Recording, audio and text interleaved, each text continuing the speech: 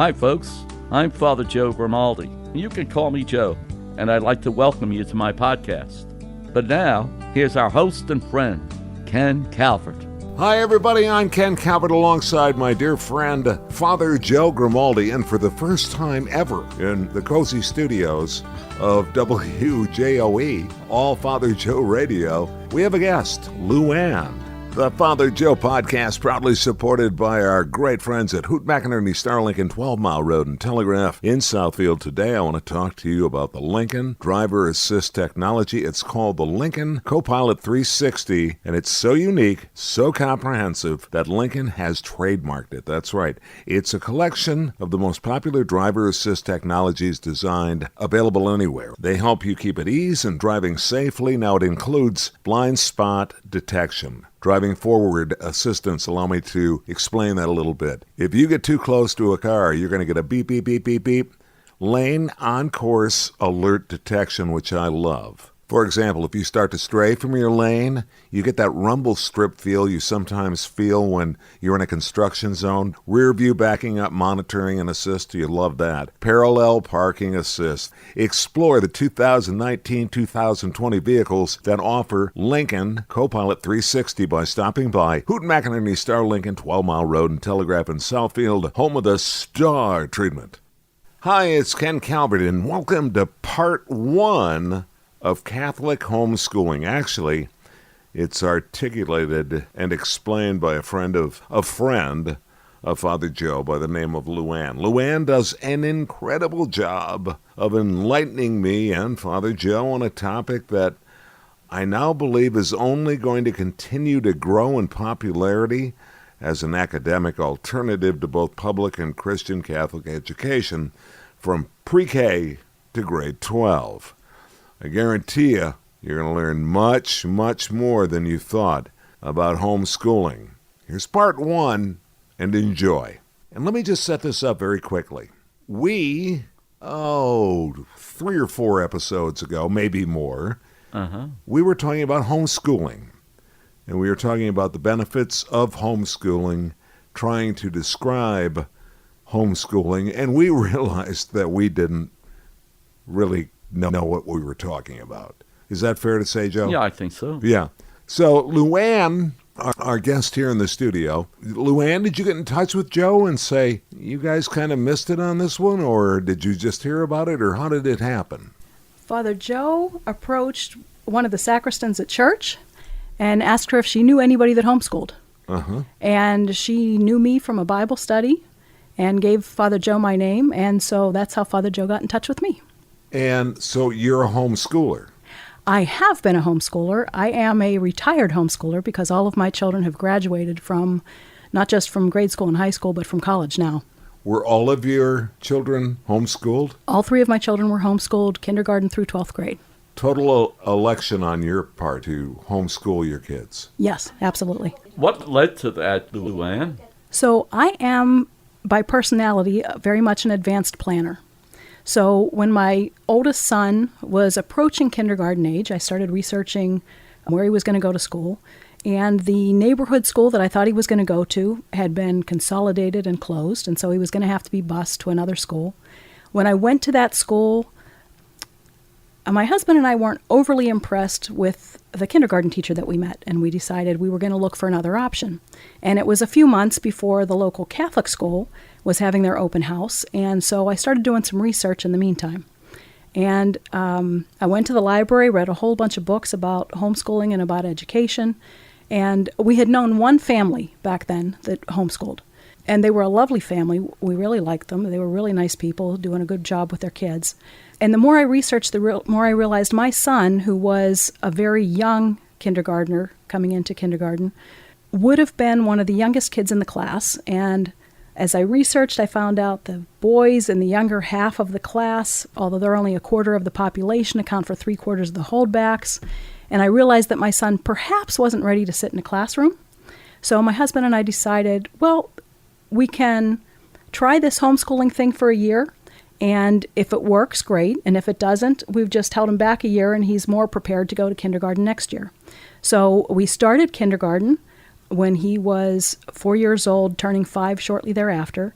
And when we had finished the kindergarten curriculum by Christmas, we just went right into first grade. So by the time it came to the next year and it was time to make a decision, he was already doing first and second grade work, and we just kept going from there. So a year at a time, we continued to homeschool. Wow. You know what's amazing to me? The little I know about homeschooling, and the more you speak about it, I have so many different questions, and I'm sure Ken does too. Yeah, you got it, yeah. You know, what made you decide to go through, let's say a Catholic homeschooling as opposed to, and there are others, aren't there? It's not always a Catholic homeschooling situation. Right. So when we started homeschooling, my husband and I sat down and we did a whole vision and mission kind of thing about what kind of schooling do we want for our kids and what do we want the outcome to be 13 years from now? What do we want the kids to look like when they're grown up? And so keeping that in mind, clearly a lot of our priorities, being Catholic and being seriously Catholic, a lot of our priorities was that our kids knew their faith, that they were active in their faith. And so naturally, the way to do that is through a Catholic education. The best way to do that is through a Catholic education. It could have been at a Catholic school, but we decided to homeschool, which meant we were going to run a Catholic homeschool. So we were able to find resources that were Catholic resources. There's loads of them out there now. Even back when we started, there were a number of different companies that had Catholic resources, but now the resources are just amazing what's available for Catholic homeschoolers. Was it financially prudent for you to do it that way as well? It was extremely financially prudent. Whatever money we might have spent on private education could be put away into college funds. Oh. Through some combination of savings and my kids getting scholarships, all three of my kids graduated college without any debt.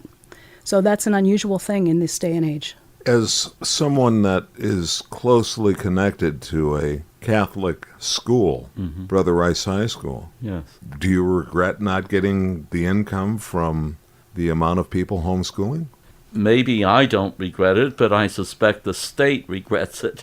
Maybe could you clarify that a little bit for me, Luann? Sure. So the government continues to get the same amount of money that they always got, right? Because they're taxing based on your property, based on your sales tax, all that kind of thing. The school taxes that they're getting, all homeschoolers are paying the same as everybody else who lives in the community. The difference is in the school districts. The school districts typically get so much money per pupil. So if they don't have a person sitting in the seat on count day, then they don't get an extra so many thousands of dollars for that student who's not sitting in their seat, but who is instead sitting at home being schooled. Yeah. So for the government, it's actually a cost savings in the big picture. But if you're looking at the school district level, it costs school districts money, in a sense, because they don't have that money coming in per student. Now, they're not paying for additional teachers, additional books, etc. But here's the way I'm thinking of it. I just went to my 50th high school reunion, and I had a great memory walk, if you will. My locker, the gym, the pictures, the library, the memories, and the friends. All of that combined with the fact that Brother Rice draws its income, its existence from students that I'm curious for you to answer. In other words, do you regret that your children won't have that opportunity to walk the halls, see their old friends, remember the basketball court they played on, the football field they practiced on, the memories that just came flying back? What about that? So the memories will still exist. They will be a little bit different in that they won't always be tied to a place. So for a homeschooler, very often their community activities are centered at their church. So the one place that they might be connected to in the long term as a place to go back to might be their church building. But so far as memories, my kids, for example, all played soccer with a homeschool soccer team growing up. They have a home field, and the homeschoolers often will go back at the beginning of the soccer season and catch one of the games and see their old teammates at the field. So those kinds of things can still happen. For my kids in particular, the place where my kids see folks is, we had a tradition in our family where we hosted a Christmas party on the Feast of the Holy Family every year. And so all of our homeschool friends from 25 years ago still come to our house for that party every year. So our kids see their friends. If they don't see them at some other time, they often see them at that party, for example. That's something that we set up and that we continue to run. And of course, they see each other at graduation parties and at weddings, that kind of thing. But it's a different set of memories. I'm curious about the fact that did they push back at all and want to go to a high school football game? No, they didn't. They didn't? No, they didn't. They were content with their soccer. Now, my youngest son loved sports, so in addition to the soccer, he also played baseball in the spring, and he played tennis in the summer. So you can find the baseball team was a homeschool team, the tennis team was at a local tennis club. So you can find different options for the kids to get involved in for whatever they're interested in. It's interesting, my daughter, who's in the middle of my three kids, is now a high school teacher. So she kind of gets a kick out of it that she now goes to Friday night football games, right? And she just finished chaperoning a homecoming dance, right? So that kind of stuff goes on now. It has gotten to the point that there's enough. Stop for a second, Sure. Luann. Do you think that your daughter's going to homeschool her kids or not allow them, I shouldn't say that way, or send them to a parochial school? My daughter will definitely send her kids to a Catholic school. Whether it's a Catholic school or a Catholic homeschool will depend a lot on her husband. But her preference would be to homeschool her children. You know, I want to ask the question because I'm not sure I know enough about it, but are there different Catholic homeschool units? And is that different from those who are not Catholic homeschoolers? And there are a number of different units, are there not? Okay, Or so source of resources, I should say. sure. So resource-wise, there are loads of companies that provide resources. Some of them are Christian, some of them are Catholic, some of them are non-denominational, and some of them are strictly secular. Okay. So you can also buy the same books that they're using in the public schools and use those if you choose. There's even now, and you see it on TV all the time and hear advertisements on the radio, there's even now a sort of homeschooling through the public schools where you can sign up for computer-based learning that you do at home, but it counts for the public school system. So in that situation, that's a situation where the local school districts have found a way to count those children that are sitting at home Oh, wow. receiving their education through the computer and receive the money for that student even though they don't have that student in the school physically. You know, I'm curious, too. I know that you're an electrical engineer. It's a specialized field. When you come across specialized subject matters, how do you handle that if the homeschooler or the teacher, if you want, is not equipped to do that? Good question. That's a great question. Yes. So it depends on the situation. For me, I felt equipped to teach practically everything. I didn't feel equipped to teach art, and I didn't feel equipped to teach Spanish. Okay. Okay? So we had an art class. There's a gentleman that runs a Christian Art for Kids class once a month at churches all over this Southeast Michigan area. Oh. And my kids would go along with a bunch of other kids to that class once a month, and it was a great experience. For Spanish, we used a homeschool Seton. Seton Homeschool has a Spanish program. We used their program, and then I hired a Spanish tutor to come in and work with my kids once a week so that they could have conversation and the speaking, pronunciation kinds of things that I couldn't provide for them. Sure. So that's the two subjects that I didn't feel equipped for. Now, a lot of other families, it's the higher level maths and the sciences that they don't feel comfortable with. So when my kids were in high school, because of my engineering background, I'm the home that hosted science labs for 20 kids. Yeah, you were the expert in that area. Right. So we would have every other Friday. The kids would do their book work at home. They'd read, they'd do their problem sets, do their exercises at home, but then they would come for science labs to my house. And we would spend 3 hours on a Friday morning or a Friday afternoon doing the labs that went with their school books. I think people think that homeschoolers get up, have breakfast, and then go, oh, okay, what are we going to do today, Mom? I mean, and You're talking to the wrong mom. No, I know, because you happen to represent the highest level that I've ever. I know nothing about it, so I can't put a level on it. Yeah, I think you'd be surprised. I think you would be surprised at the folks that are surprised at homeschooling. what? What would I be surprised at? At the accomplished women that are homeschooling their Oh, kids. I'm not and yeah. at the ability of the moms, even who don't have a high level of education, to provide their kids with a really great education.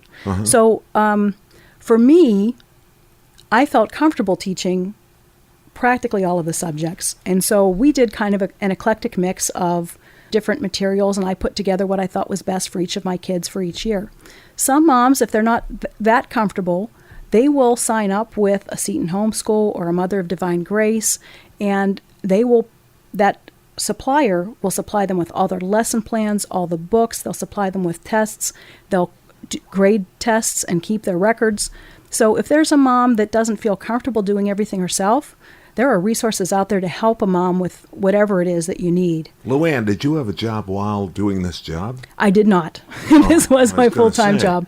How did you do both? Yeah, no. I occasionally had a part-time job. I was a children's choir director for a little while, but it was at a time when my kids were in children's choir. Okay. Right? So there were times when I had a part-time job, but it was only if it was connected to what my kids were doing at the time. You know, how many resource centers are there? You know, we speak about Catholic homeschooling, but there's a diversity among them. How many are there? There's probably about a dozen different suppliers of homeschool materials And it's that are basically specifically they're Catholic. the ones that supply the materials. What about in the public sector? About the same number? No. If you're looking at the much broader Christian suppliers and the secular suppliers, I don't think you could count them. Really? Yes. So There's that hundreds of different. suppliers. Okay. Wow. But your particular area, you're really faith-based. Yes. I mean, you really your target is to make sure that there's a constant focus on Christianity and the Catholic Church. Yes. Okay. Yes, absolutely. Now, I will say this also. The faith basis of our school was primary, but the other thing about our homeschool, the other reason why we continued to homeschool all the way through, there were two other reasons. One was the family environment and how well homeschooling supports a strong family connection, both with the siblings, with the parents, with dad being able to be home, and with having time to spend together as a family. And then the third thing is the ability to tailor the education to each of the children, to their specific needs, to their specific interests.